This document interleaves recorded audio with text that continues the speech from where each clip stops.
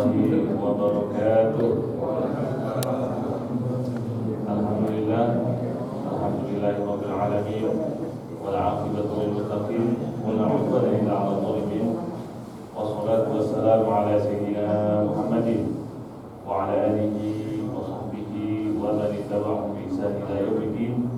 Rabbi shrah li sadri wa yassir li amri wa hlul 'uqdatam min lisani yafqahu qawli. Alhamdulillah, pada siang hari ini kita diberikan kesehatan dan kesempatan oleh Allah Subhanahu wa taala untuk beribadah dan bekerja mencari menjalankan kewajiban kita sebagai manusia yang bertanggung jawab untuk mencari kehidupan. Juga secara spesial kita diberikan kesempatan untuk bersama-sama mengkaji, melakukan pengajian, meneliti tentang ajaran-ajaran Al-Quran, tentang masalah peningkatan sumber daya manusia. Kalau kita teliti di dalam kajian para ulama tentang syariah Islam, maka akan dijelaskan oleh para ulama bahwa syariah Islam secara general itu ditujukan untuk 5 hal. Pertama adalah menjaga agama. Yang pertama, maka di dalam Islam, di dalam Al-Quran, di dalam Islam sampai dibolehkan untuk mempertahankan diri dengan senjata untuk mempertahankan agama. Kenapa? Karena agama inilah yang mengantarkan kehidupan yang sejati, kebahagiaan yang sejati. Kemudian menjaga jiwa. Maka tidak dibolehkan kita melakukan kekerasan kepada orang, luka, bahkan kalau sempat ada anggota tubuh yang tidak bisa difungsikan, itu diamnya besar. Kalau nyawa itu 100 onta, bayangkan 100 onta ini berapa miliar. Sementara sistem perundangan sekarang itu jarang sekali sampai segitu. Maka orang kalau kena sampai membuat mati, membuat celaka, membuat cacat, itu harus bayar mahal sekali. Maka jiwa ini yang kedua, seluruh ajaran agama ini menjaga jiwa, jangan sampai kita mati, mati karena kesalahan orang, bukan karena secara alamiah, secara normal oleh Allah SWT. Kemudian kemuliaan diri. Tidak boleh caci maki, berat. Hukumnya kalau mencaci maki, merendahkan fisik, membuli, itu sudah masuk bagian dari inti syariat. Menceritakan keburukan orang lain, ghibah, itu bukan hanya dosa, tapi juga masuk ke melanggar 5 tujuan syariat. Memfitnah, menceritakan aib orang, termasuk itu dilarang sekali. Kemudian harta tidak boleh diganggu, tidak boleh mencuri, tidak boleh menipu. Ini semua dijaga dengan ketat sekali. Bahkan tubuh manusia yang mencuri harta itu dipotong tangannya. Demikian beratnya menjaga harta. Maka dengan adanya penjagaan itu, kita harta jadi terjamin aman dunia, aman hidup ini. Karena apa? Nanti hukum akan bertindak. Siapa yang macam-macam akan dihukum berat harta. Kemudian akal. Maka kita tidak boleh mabok, tidak boleh menggunakan obat-obatan membius dan sebagainya. Kenapa? Bayangkan kalau kita menyupir kemudian mabok, silakan aja siap-siap mati. Berarti hilang semua, jiwa, agama hilang, kemuliaan diri, harta semua, gara-gara akalnya hilang. Atau melakukan tindakan-tindakan tercela. Maka sangat diharamkan akal ini dihilangkan. Akal harus sehat, akal harus diisi. Jadi kalau kita perhatikan 5 tujuan syariat agama kita ini mayoritas itu 80%-nya yang berkaitan langsung dengan diri kita, menjaga diri. Karena diri kita ini dianggap mahal oleh Allah Subhanahu wa taala. Kenapa? Mahal. Allah menjelaskan di dalam surah Al-Ahqaf bahwa laqad khalaqnal insana fi ahsani taqwim. Kami ciptakan manusia dalam posisi yang paling sempurna dengan potensi yang lengkap. Jadi kalau kita ada mobil, ada Ferrari, ada Lamborghini yang baru-baru yang orang pada, nah itu manusia itu lebih gitu lagi seharusnya ya. Kenapa? Itu yang buat manusia. Apa pesawat, satelit, teknologi yang aneh-aneh, semua dibuat oleh manusia. Kenapa? Manusia ini diciptakan oleh Allah dengan sangat lengkap. Diposisikan dalam posisi yang sentral di alam semesta ini. Diserahkan kunci alam semesta untuk diolah. Semua alam ini dalam surah Al-Ahzab dijelaskan ayat 72, inna a'radna al-amanata 'ala as-samawati wal ardi wal jibal fa abaina ayyahmilnaha wa ashfaqna minha. Kami serahkan amanah. Amanah artinya kemampuan untuk menanggung beban. Ada pertanggungjawaban, memilih sendiri. Untuk nanti ditanyakan oleh Allah bagaimana kamu itu kerja-kerja kamu. Semua tidak ada yang mau. Langit, bumi, gunung-gunung yang besar-besar gak mau. Dia mauan gak tanggung jawab, mau diserah mau diapain. Maka bumi, bulan, langit terserah Allah. Kalau mau diruntuhin sekarang ya oke aja. Gunung juga kalau diledakin sekarang ya nggak ada masalah. Tapi manusia, wahamalah hal insan. Tetapi manusia mau ngambil amanah. Maka manusia itu kalau ada bencana pikirin bagaimana caranya mencegah bencana. Kalau ada kelaparan bagaimana caranya supaya tidak ada kelaparan lagi. Kalau ada kekacauan, pikirkan bagaimana supaya tidak ada kekacauan. Kalau ada orang banyak maka bagaimana politiknya, bagaimana ekonominya, bagaimana pendidikannya, bagaimana. Maka sesuai jawaban dia dalam bagaimana menyelesaikan itulah nanti manusia itu dapat kemuliaan. Karena apa? Manusia fi ahsani taqwim. Manusia itu potensi yang lengkap. Tangan yang dua ini tapi bisa menciptakan alat-alat, teknologi dan sebagainya. Dan alam ini tunduk kepada dia, mau diapakan, mau digali, mau digusur, mau dibangun, terserah manusia. Tetapi nanti ada tanggung jawabnya. Ya. Namanya amanah, ya ada yang ditanya nanti bagaimana amanahnya, dikerjain dengan benar. Nah, itu yang jadi permasalahan. Fa abaina ayyahmilnaha, langit, bumi dan gunung-gunung tidak mau. Ketika ditanyakan tidak mau. Kenapa? Karena ada potensi salah. Maka dikatakan di dalam Al-Quran itu, innal insana kana zaluman jahula. Manusia itu, ya, surah Al-Ahzab ayat 72, zaluman jahula, zalim dan jahil. Ya, zalim dan jahil. Yaitu apa? Sering tidak tepat meletakkan sesuatu dan jahil, tidak ngerti. Kita ini ngambil sesuatu kayaknya ada manfaatnya, tapi baru berikutnya tahu, bencana. Kita seperti bikin apa? Sekarang hasil dari minyak bumi bisa digunakan plastik. Plastik itu dari minyak bumi kan? Dengan adanya minyak bumi ditemukanlah plastik. Plastik itu mempermudah manusia hidup. Tetapi kita nggak sampai ada penelitian plastik itu nanti beberapa tahun kemudian ini merusak bumi nggak? Menghancurkan manusia enggak?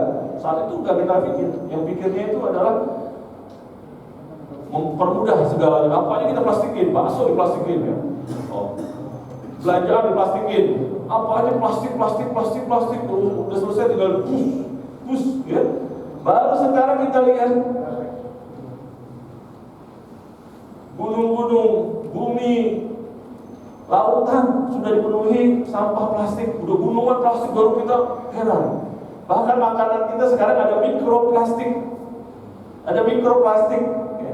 Kemudian tempat kita menanam sekarang sulit bertumbuh. Kenapa? Karena isinya tanah ternyata plastik. Ya. Ini mempermudah kita di awal, menyusahkan berikutnya. Kenapa? Manusia jahul itu bodoh. Ya. Ilmunya itu nggak sampai akhir. Baru sampai ada bagus nih, ambil. Tidak mikirin setelah itu apa ya, nantilah kita cari. Jadi potensi manusia seperti itu ya. Jadi manusia memang diberikan kemuliaan, udah potensinya bagus, lengkap. Juga alam ini tunduk pada manusia, nggak aneh. Bumi kita gali, kita tanam, dia tumbuh, kita gali dia mau, kita ambil tanahnya, kita ambil minyaknya, kita ambil gasnya, kita ambil emasnya, kita ambil timahnya, kita ambil nikelnya dan sebagainya, mau dia mau. Kenapa? Memang ditunjukin oleh Allah. Juga lautan kita pakai ke sini kemari, senang-senang ya, buat wisata, buat nyari ikan, mau. Kenapa? Emang Allah kasih dengan kemuliaan yang Allah berikan kepada manusia, tapi nanti tanggung jawab.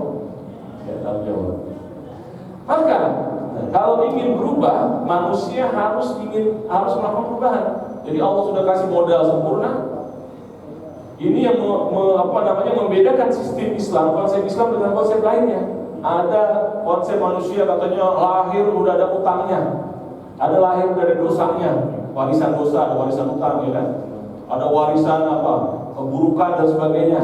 Dan Islam ini menjelaskan manusia lahir dalam keadaan penuh potensi. Potensinya sama. Kemudian modal usia sama. Modal waktu sama. Tinggal berikutnya bagaimana menggunakan modal tadi. Ya mungkin ada yang namanya privilege, lahir dari orang kaya, lahir dari pejabat besar, ya, lahir dari ini, dia ada kemudahan. Tetapi hidup itu bukan itu aja. Ada pilihan-pilihan lain. Manusia itu bebas menjadi ke apa. Kalau kita nggak punya privilege di sini kalah, kita bisa yang ini. Atau di bidang yang sama bisa kita tingkatkan. Kalau kita mengubah diri kita, dia malas-malasan karena merasa karirnya mantap, sudah ada orang tuanya. Tapi kan orang tuanya suatu saat pensiun, suatu saat ada masanya semua. Maka yang akan menang tetap dia berusaha mengubah dirinya, meningkatkan derajatnya. Maka di situ manusia kalau ingin melebih berprestasi, maka harus mengubah. Innal insana la yughayyiru ma biqaumin hatta yughayyiru ma bi anfusihim. Allah tidak mengubah suatu kaum sehingga bisa mereka mengubah dirinya sendiri. Korea merdeka lebih miskin daripada kita, dengan harta alam yang lebih miskin dari kita, tetapi tekadnya kuat. Kata dia, di antara revolusi di Korea adalah apa? Semua harus digunakan barang-barang Korea. Korea Selatan, bukan Korea Utara ya, Korea Selatan. Udah Korea sekecil dibanding gua lagi. Coba kalau kita lihat sepotong aja. Tetapi sekarang sudah mengalahin Jepang, ekonominya dikit lagi. Nah kenapa gitu? Ada revolusi, ada kemauan berubah. Nah, katanya apa? Katanya dia melihat ini. Presidennya waktu itu bikin tol Jagorawi, dia ada tulisan khot. Inna Allah la yughayyiru ma biqaumin. Apa dia katanya? Ini tulisan apa? Ini maknanya katanya, ya, menurut riwayatnya gitu ya, Allah tidak akan mengubah suatu kaum sampai mereka mengubah dirinya sendiri. Wah, ini diambil. Maka dijadikan revolusi di Korea Selatan. Apa revolusinya? Kita pernah dijajah Jepang, gak enak dijajah Jepang. Maka pembalasan kita bagaimana? Bukan ngamuk-ngamuk, ya, bukan ledakin sana sini, bukan. Pokoknya ada Jepang, ada kita. Ada produk Jepang, harus dikalahkan oleh produk kita. Maka ada Honda, ada Hyundai, ada Toyota, ada apa? Kia kali ya, nggak tahu ya. Ada apa lagi? Ada Sony, ada Samsung. Sekarang lihat Sony sama Samsung menang mana tuh? Ya, Hyundai udah mulai ngalahin, ada Parisen, ada apa lagi tuh? Wah, mantap. Ya. Karena tekadnya. Nah, di sekolahnya dia apa diajarkan? Ini muridnya diperiksa, bukan periksa gitu, tulisnya periksa kuku ya, periksa kuku, rambutnya diperiksa, panjang kan ya, alhamdulillah syukur ya.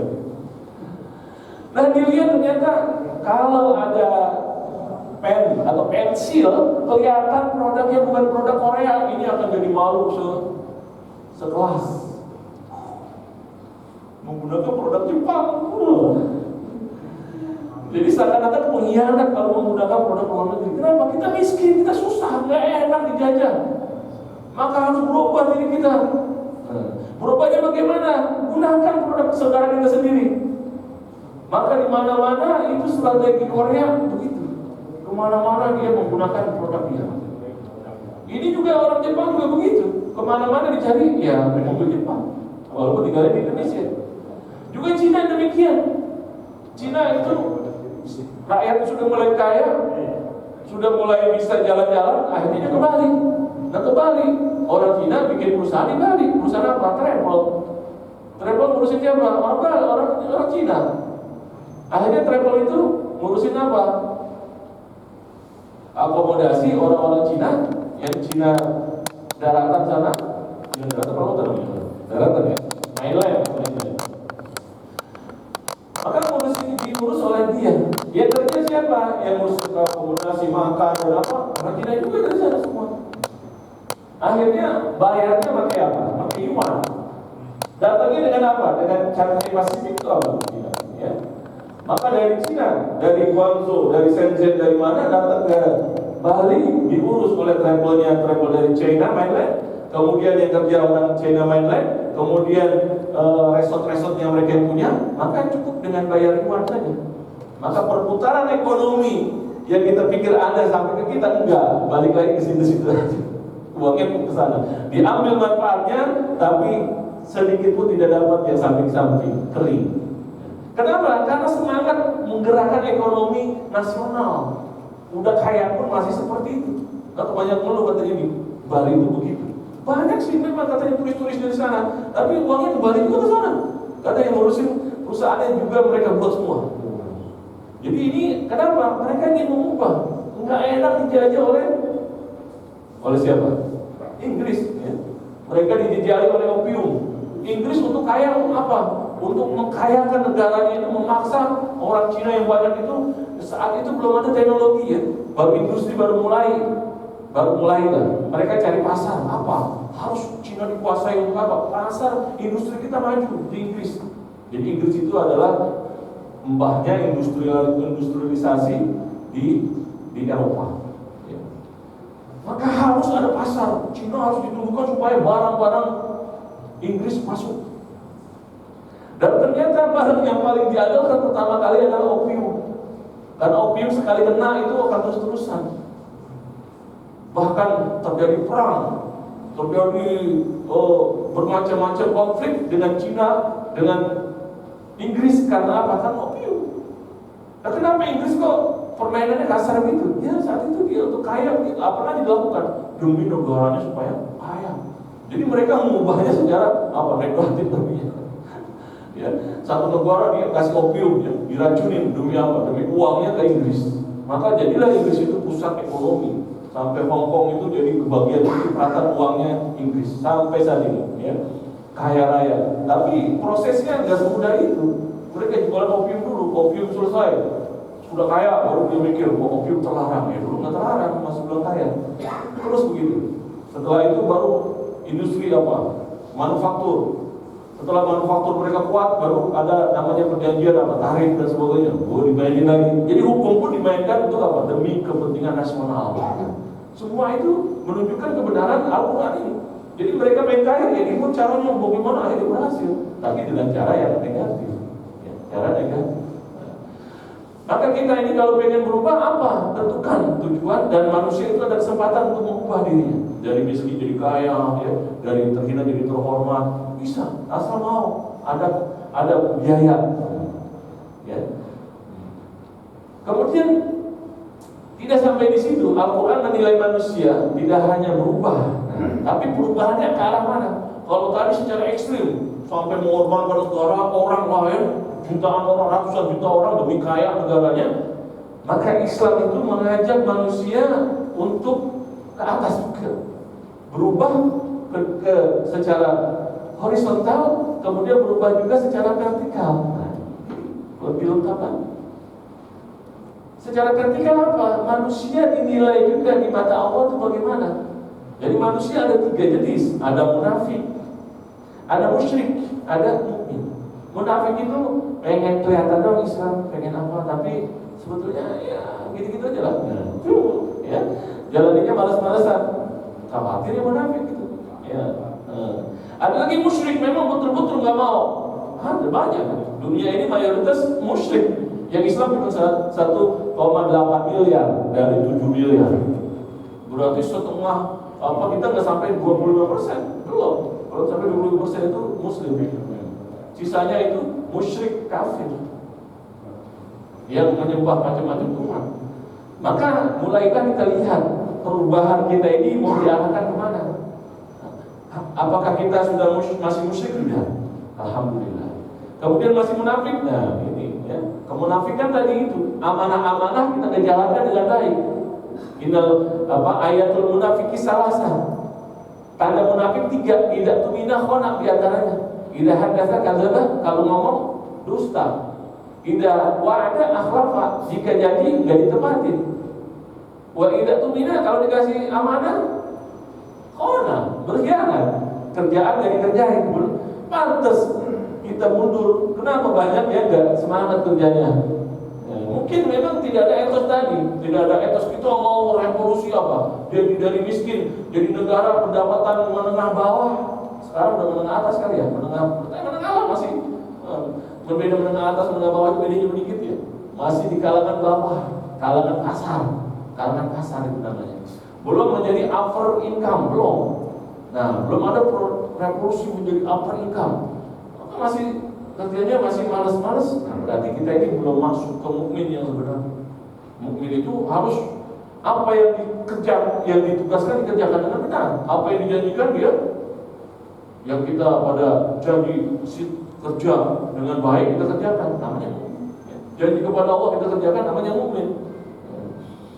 Kalau tidak kita kerjakan yang dikasih ke kita, hati-hati, jatuhnya ke munafik. Jadi 3 kategori ini jangan sampai jatuh. Ya, kita harus tingkatkan. Kalau musyrik, alhamdulillah udah naik ke atas menjadi orang beriman. Kalau orang beriman masih ada kemunafikan, kita tinggalkan menjadi orang yang mukmin, yang antara ucapannya dengan perbuatannya satu jalan. Itu ya. Nah, ini sifat laknat manusia ini yang saya tadi sebut adalah zalim dan jahil. Ini hati-hati. Kita kurang ilmu, kurang pengetahuan, kurang sadar, ini jatuhnya ke zalim dan jahil. Ketika kita dikasih amanah oleh Allah untuk melaksanakan iman, ibadah, tapi kita jalankan, kita nyantai merasa aman-aman aja. Padahal nanti pas mati ditanya, bagaimana ibadahnya, bagaimana kerjaannya. Kenapa kita nyantai? Karena kita jahil, nggak tahu, ada pertanyaan. Zalim itu nggak tepat meletakkan sesuatu. Kayak kita yang sering lagi ramai sekarang banyak impor, namanya zalim. Oh, kita banyak produksi dalam negeri, kenapa kita impor? Katanya lebih mahal. Nah, apanya yang lebih mahal? Kenapa lebih mahal? Harus dicari solusinya. Kalau masih lebih mahal juga berarti ada yang zalim. Apakah distribusinya, apakah rantai ininya, apakah ininya, harus diselesaikan. Itu dulu, ya. Nah, jadi potensi besar manusia adalah zalim. Salah meletakkan apa saja. Meletakkan program, meletakkan kerja, meletakkan sikap. Karena salah maka jadi zalim, tidak tepat akhirnya.